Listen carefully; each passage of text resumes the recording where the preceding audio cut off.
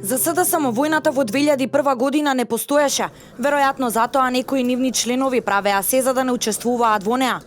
Зоран Заев со лажирано лекарско уверение се преправил дека е неспособен за служење на законски задолжителниот воен рок за одбрана на татковината во војната во 2001 година. Ова денеска беше обелоденето на пресконференција на Сдруженијето на бранители Бедем во Струмица. Во тоа време, велат од Бедем, како млад војник Зоран Заев веројатно не би бил пратен на бојното поле, но тогаш младиот кандидат за пратеник од СДСМ добива лекарски печат со диагноза за неспособност за служење на воениот рок, кој во тоа време беше законска обврска за сите полнолетни и работоспособни граѓани на Република Македонија.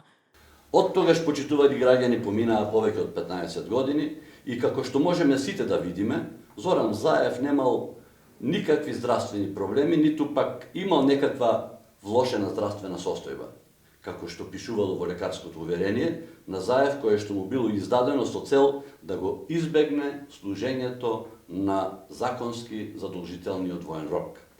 Крајно лицемерно е тоа што само неколку месеци подоцна, очигледно немајќи ги веќе наводните здравствени проблеми, Зоран Заев станува пратеник во Собранието на Република Македонија во 2002 година.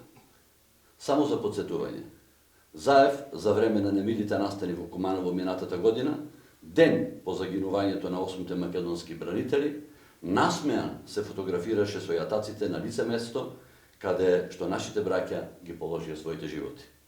Зарем ваков премиер заслужува Македонија, кој кога е бил најпотребен на татковината, избегал.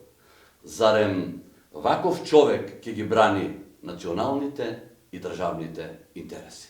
Од Бедем прашуваат со кое лице денес Зоран Заев говори и ветува дека ќе се бори за бранителите и ќе ги застапува нивните интереси, бидејќи кога имал можност да го направи тоа како што велат, тој кукавички избегал со помош на лажирано лекарско уверение. Ваков човек не заслужува да ги брани државните и националните интереси, сметаат македонските бранители.